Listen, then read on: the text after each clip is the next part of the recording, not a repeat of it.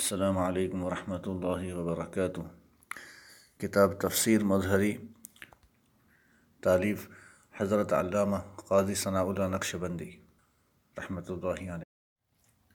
اعوذ باللہ من الشیطان الرجیم، بسم اللہ الرحمن الرحیم۔ الحمد للہ رب العالمین والعاقبۃ للمتقین، والصلاة والسلام علی سید الانبیاء والمرسلین محمد المصطفى وعلى آلہ واصحابہ اجمعین۔ رب یسر ولا تعسر وتمم بالخیر وبک نستعین۔ سورہ فاتحہ کے اسماء۔ فاتحۃ الکتاب، وہ سورت جس سے کتاب مقدس کی ابتدا ہوتی ہے۔ ام القرآن، قرآن کی اصل۔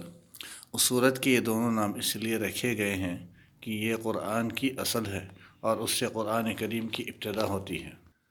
سبع مثانی، وہ 7 آیات جو دہرائی جاتی ہیں۔ یہ نام اس لیے دیا گیا ہے کہ بالاتفاق اس کی 7 آیات ہیں اور نماز میں دہرائی جاتی ہیں۔ بعض علماء فرماتے ہیں اس کا یہ نام اس لیے رکھا گیا ہے کہ یہ آیات 2 مرتبہ نازل ہوئیں، ایک مرتبہ مکہ میں اور دوسری مرتبہ مدینہ طیبہ میں۔ صحیح مسلک یہ ہے کہ سورہ حجر سے پہلے یہ مکہ مکرمہ میں نازل ہوئی۔ ابن جریر حضرت ابو ہریرہ رضی اللہ عنہ کے واسطے سے نبی کریم صلی اللہ علیہ وسلم سے روایت فرماتے ہیں کہ آپ صلی اللہ علیہ وسلم نے فرمایا، یہ ام القرآن ہے، یہ فاتحۃ الکتاب ہے اور یہ 7 مثانی ہے۔ سورہ کنز، اسحاق بن راہویہ حضرت علی کرم اللہ وجہ الکریم سے روایت فرماتے ہیں کہ نبی کریم صلی اللہ علیہ وسلم نے فرمایا، یہ سورت عرش کے نیچے والے خزانے سے اتاری گئی ہے۔ سورۃ الشفا، اس کو شفا کے نام سے موسوم کیا جاتا ہے کیونکہ یہ ہر مرض کی دوا ہے، جیسا کہ ہم اس کے فضائل میں مزید وضاحت فرمائیں گے۔ بسم اللہ الرحمن الرحیم۔ اللہ کے نام سے شروع کرتا ہوں جو بہت ہی مہربان، ہمیشہ رحم فرمانے والا ہے۔ بسم اصل میں بی اسم تھا، مگر کثرت استعمال کی وجہ سے الف ساقط ہو گیا ہے اور اس الف کے عوض با کو لمبا کر کے لکھا جاتا ہے۔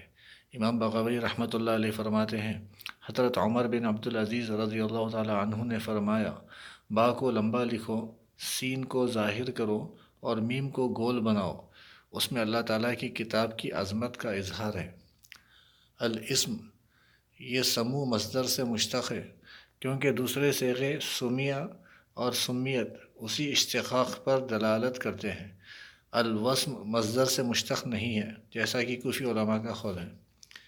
یہاں اسم سے مراد یا تو ذات ہے یا اسم ہی مراد ہے، اور با مصاحبت، استعانت یا تبرک کے مفہوم کے لیے ہے، اور استعانت مدد طلب کرنا اللہ تعالیٰ کے ذکر سے حاصل کی جاتی ہے، اور ترکیب نحوی کے اعتبار سے ما بعد فعل مقدر کے متعلق ہے، جیسا کہ اللہ تعالیٰ کے فرمان ذیشان بسم اللہ مجریہا میں با جارہ ما بعد کے متعلق ہے۔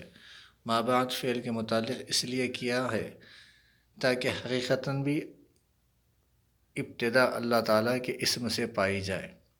عبد القادر الرحاوی نے الاربعین میں حضرت ابو ہریرہ رضی اللہ عنہ سے روایت کیا ہے کہ حضور نبی کریم صلی اللہ علیہ وسلم نے فرمایا، ہر وہ ذیشان کام جو بسم اللہ الرحمن الرحیم سے شروع نہ کیا گیا ہو وہ بے برکت اور ادھورا ہے۔ اس تحقیق کے بعد اس کی عبارت یوں ہوگی، بسم اللہ اقرأ۔ بعض علماء نے لفظ اللہ کو جامد لکھا ہے، لیکن حقیقت میں یہ الہ بمعنی معبود سے مشتق ہے۔ الہ سے حمزہ کو حذف کیا گیا ہے اور اس کے عوض الف لام لزوماً لگایا گیا ہے۔ اس لازمی عوض کی وجہ سے یا اللہ کہا جاتا ہے۔ اگر یہ الف لام لازمی نہ ہوتا تو یا حرف ندا اور الف لام جمع نہ ہوتے، کیونکہ معرف باللام پر حرف ندا آئے تو اس اسم سے پہلے ایہا کا اضافہ کیا جاتا ہے، جیسے یا ایہا النبی۔ اشتقاق کا مطلب یہ ہوتا ہے کہ دونوں لفظ معنی اور ہیئت ترکیبی میں ایک جیسے ہیں۔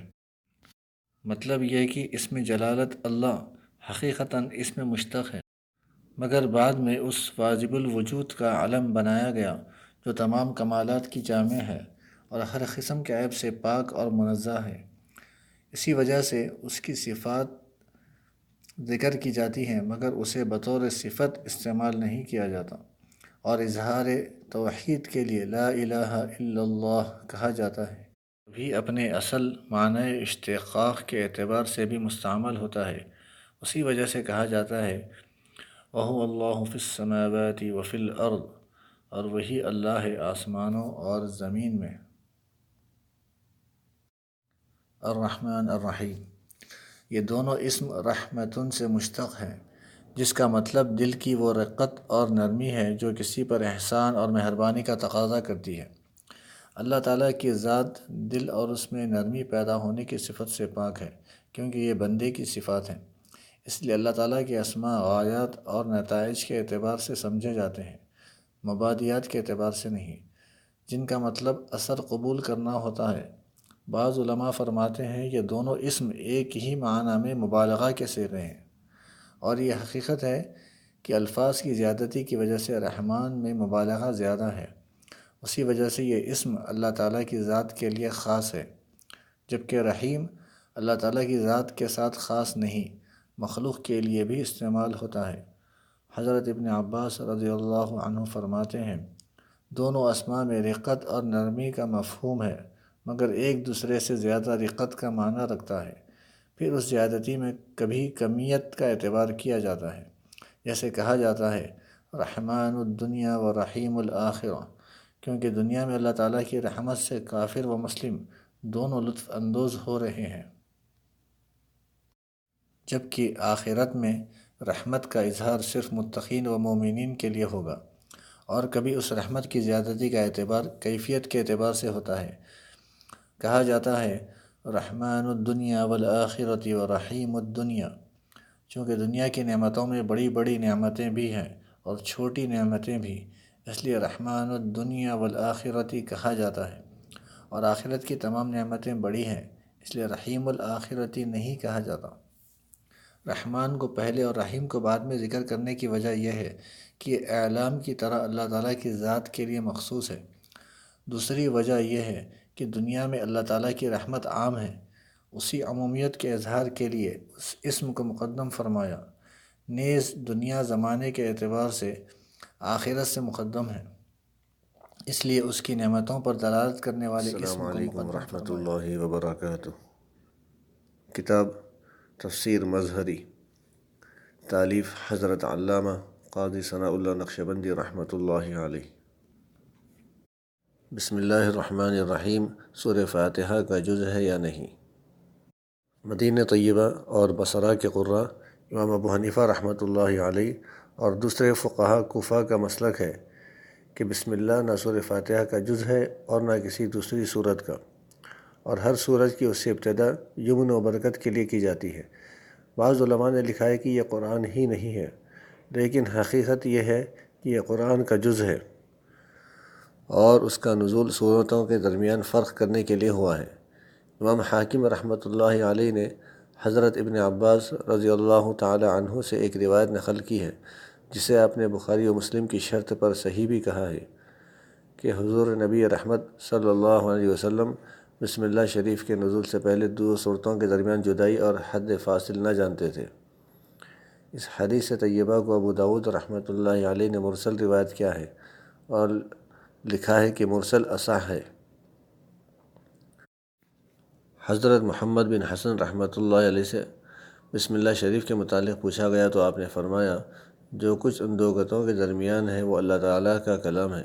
صاحب تفسیر ثناء اللہ پانی پتی رحمۃ اللہ علیہ فرماتے ہیں اگر یہ قرآن حکیم کا حصہ نہ ہوتا تو اسے قرآن کریم میں کبھی نہ لکھا جاتا، کیونکہ سلف صالحین نے حد درجہ قرآن کریم کو دوسری چیزوں سے الگ رکھنے کی کوشش فرمائی ہے، حتیٰ کہ انہوں نے سورہ فاتحہ کے اختتام پر آمین بھی نہیں لکھا۔ بسم اللہ شریف کے سورہ فاتحہ کا جز نہ ہونے پر دلائل۔ امام بخاری اور مسلم رحمہ اللہ تعالیٰ نے حضرت انس رضی اللہ عنہ سے روایت کیا ہے، وہ فرماتے ہیں میں نے حضور نبی کریم صلی اللہ علیہ وسلم، سیدنا ابو بکر صدیق اور سیدنا عمر فاروق رضی اللہ عنہ کے پیچھے نماز پڑھی، مگر ان نفوس قدسیہ میں سے کسی نے بھی بسم اللہ الرحمن الرحیم بلند آواز سے نہیں پڑھی۔ اس کے علاوہ ہم سورہ فاتحہ کے فضائل میں حضرت ابو ہریرہ رضی اللہ تعالی عنہ کی حدیث روایت کریں گے، جس میں ہے کہ نماز کو میں نے اپنے اور اپنے بندے کے درمیان نصف نصف تقسیم کیا ہے۔ حضرت امام احمد رحمۃ اللہ علیہ نے روایت کیا ہے کہ حضرت عبداللہ ابن مغفل رضی اللہ تعالی عنہ فرماتے ہیں، میرے والد محترم نے نماز میں مجھے بسم اللہ الرحمن الرحیم الحمدللہ رب العالمین پڑھتے ہوئے سنا۔ جب نماز سے فارغ ہوئے تو فرمایا، بیٹا، دین اسلام میں بدعات سے اجتناب کر۔ میں نے رسول اللہ صلی اللہ علیہ وسلم، سیدنا صدیق اکبر، سیدنا عمر فاروق اور سیدنا عثمان غنی رضی اللہ عنہ کے پیچھے نماز پڑھی۔ وہ بسم اللہ سے قرآن شروع نہ فرماتے تھے، اور میں نے کوئی ایسا شخص نہیں دیکھا جو میرے والد صاحب سے زیادہ بدعات کو ناپسندیدہ اور مبغوض سمجھتا ہو۔ اس حدیث کو امام ترمذی نے بھی روایت کیا ہے، جس میں ہے کہ کسی نے ان حضرات کو بسم اللہ پڑھتے ہوئے نہیں سنا۔ بسم اللہ شریف کے سورہ فاتحہ کا جز ہونے پر دلائل۔ مکہ اور کوفہ کے قراء اور اکثر فقہاء حجاز فرماتے ہیں کہ بسم اللہ سورہ فاتحہ کا جز ہے، مگر دوسری صورتوں کا جز نہیں، اور دوسری صورتوں سے پہلے صورتوں کو جدا کرنے کے لیے لکھی جاتی ہے، جیسا کہ امام حاکم رحمۃ اللہ علیہ نے روایت کیا ہے، اور انہوں نے اس روایت کی سند کو صحیح بھی کہا ہے۔ حضرت سعید بن جبیر رضی اللہ تعالی عنہ، اللہ تعالیٰ کے ارشاد، وَلَقَدْ آتَيْنَاكَ سَبْعًا مِّنَ الْمَثَانِي وَالْقُرْآنَ الْعَظِيمَ، اور بے شک ہم نے عطا فرمائی ہے آپ کو 7 آیتیں جو بار بار پڑھی جاتی ہیں، اور قرآن عظیم بھی۔ کی تفسیر میں فرماتے ہیں، سبعًا من المثانی سے مراد سورہ فاتحہ ہے، اور بسم اللہ اس سورت کی 7ویں آیت ہے۔ حضرت ابن عباس نے مجھے اسی طرح بتایا ہے جس طرح میں نے اس کو بیان کیا ہے۔ پھر انہوں نے فرمایا، بسم اللہ الرحمن الرحیم 7ویں آیت ہے۔ حضرت امام ترمذی رحمۃ اللہ علیہ نے حضرت ابن عباس رضی اللہ تعالی عنہما سے روایت کیا ہے کہ رسول اللہ صلی اللہ علیہ وسلم اپنی نماز کی ابتدا بسم اللہ الرحمن الرحیم سے کرتے تھے۔ میں مفسر کہتا ہوں، پہلی حدیث میں حضرت ابن عباس رضی اللہ تعالی عنہما کا قول ہے کہ بسم اللہ 7ویں آیت ہے، یہ مرفوع نہیں ہے، یہ صرف حضرت ابن عباس کا خیال ہے، اور جو امام ترمذی رحمۃ اللہ علیہ نے روایت نقل کی ہے اس کی سند قوی نہیں ہے۔ ایک جماعت کا مسلک ہے کہ بسم اللہ صرف سورہ توبہ کے علاوہ تمام صورتوں کا جز ہے۔ یہ امام ثوری، ابن مبارک اور امام شافعی رحمۃ اللہ علیہم کا قول ہے۔ ان کی حجت یہ ہے کہ بسم اللہ مصحف میں قرآن کریم کے خط سے ہی لکھی جاتی ہے۔ میں مفسر کہتا ہوں، یہ قرآن کا جز ہونے کی دلیل ہے، ہر صورت کا جز ہونے کی دلیل نہیں، کیونکہ حضور نبی کریم صلی اللہ علیہ وسلم سے صحت کے ساتھ مروی ہے کہ سورہ ملک کی 30 آیات ہیں، اور اس میں کسی شمار کنندہ کو اختلاف نہیں کہ بسم اللہ کے بغیر اس کی 30 آیات ہیں۔ مزید وضاحت انشاءاللہ تعالی سورہ ملک کے تحت آئے گی۔ الحمدللہ رب العالمین، سب تعریفیں اللہ کے لیے جو مرتبہ کمال تک پہنچانے والا ہے سارے جہانوں کا۔ وہ تعریف جو زبان کے ساتھ ہو اور کسی ایسے عمدہ فعل پر ہو جو اختیاری ہو، خواہ وہ تعریف کسی نعمت پر ہو یا نعمت کے بغیر ہو، اسے حمد کہتے ہیں۔ حمد متعلق کے اعتبار سے شکر سے عام ہے، کیونکہ شکر نعمت کے ساتھ خاص ہے، جبکہ حمد میں نعمت کا ہونا شرط نہیں، اور ادائیگی کے اعتبار سے شکر سے خاص ہے، کیونکہ شکر زبان، دل اور اعضاء ظاہری کے ساتھ ادا ہوتا ہے، جبکہ حمد زبان کے ساتھ خاص ہے۔ اسی وجہ سے نبی کریم صلی اللہ علیہ وسلم کا ارشاد ہے، یعنی حمد شکر کی اصل ہے۔ جس اللہ کے بندے نے اللہ تعالیٰ کی حمد نہیں کی، اس نے اللہ تعالیٰ کا شکر ادا نہیں کیا۔ اس حدیث کی سند یہ ہے، عبدالرزاق عن قتادہ عن عبداللہ ابن عمر۔ المدح، مدح حمد کی نسبت ہر اعتبار سے عام ہے، کیونکہ مدح مطلق عمدہ فعل پر ہوتی ہے۔ الحمد پر الف لام جنس کا ہے اور اشارہ ہے اس کی طرف جس کو ہر شخص جانتا ہے، یا یہ الف لام استغراق کے لیے ہے۔ تمام حمد اللہ تعالیٰ کے لیے ہے کیونکہ وہ بندوں کے افعال کا خالق ہے۔ نیز قرآن کریم کا ارشاد ہے، وما بکم من نعمت فمن اللہ، تمہیں جو نعمت بھی میسر ہے وہ اللہ تعالیٰ کی طرف سے ہے۔ اس میں دلیل ہے کہ اللہ تعالیٰ زندہ، قادر اور عالم ہے، حتیٰ کہ ہر حمد کا مستحق ہے۔ للہ میں اسم جلالت سے پہلے لام جارہ اختصاص کا معنی دینے کے لیے ہے۔ مثلاً کہا جاتا ہے الدار لزید، یعنی گھر زید کے ساتھ خاص ہے۔ الحمدللہ کا جملہ اسمیہ خبریہ ہونا اس بات پر دلالت کرتا ہے کہ حمد کا مستحق ہمیشہ اللہ تعالیٰ ہے، اور اس جملے کے مضمون سے ثنا کرنا مقصود ہے، اور اس جملے میں بندوں کو ثنا کی تعلیم دینا مطلوب ہے۔ گویا کلام یوں ہے، قولوا الحمدللہ، یعنی تم کہو الحمدللہ، تاکہ مابعد کلام ایاک نعبد سے مناسبت ہو جائے۔ رب کا معنی مالک ہے، جیسا کہ گھر کے مالک کو رب الدار کہا جاتا ہے، اور رب تربیت کے معنی میں ہے، جس کا مطلب آہستہ آہستہ کسی چیز کو مرتبہ کمال تک پہنچانا ہے، اور مصدر کا صفت کے طور پر استعمال مبالغہ کے لیے ہے، جیسے صوم اور عدل مصدر ہونے کے باوجود صفت کے طور پر استعمال ہوتے ہیں۔ اللہ تعالیٰ کی ذات کے سوا کسی دوسرے کے لیے رب کا لفظ بغیر قید کے استعمال نہیں ہوتا، جیسے رب الدار وغیرہ۔ لفظ رب کے ذکر میں یہ بھی دلیل ہے کہ عالم جس طرح اپنے وجود کے لیے اللہ کا محتاج ہے، اسی طرح اپنی بقا کے لیے بھی اس کا محتاج ہے۔ العالمین عالم کی جمع ہے، اور استعمال میں کوئی لفظ اس کا واحد نہیں ہے۔ عالم وہ اسم ہے جس کے ذریعے صانع کی پہچان ہوتی ہے، جیسے الخاتم اسم ہے جس کے ذریعے کسی چیز کا اختتام معلوم ہوتا ہے۔ عالم سے مراد تمام ممکنات ہیں، اس لیے اللہ تعالیٰ کا ارشاد ہے، قال فرعون وما رب العالمین قال رب السماوات والارض وما بینہما۔ فرعون نے کہا رب العالمین کون ہے؟ موسیٰ علیہ السلام نے فرمایا وہ ہے جو آسمانوں، زمین اور جو کچھ ان کے درمیان ہے سب کا مالک ہے۔ عالم کی تشریح سے قاری کے ذہن میں سوال پیدا ہوتا ہے کہ جب عالم سے تمام ممکنات مراد ہے تو پھر اس کی جمع کیوں بنائی گئی؟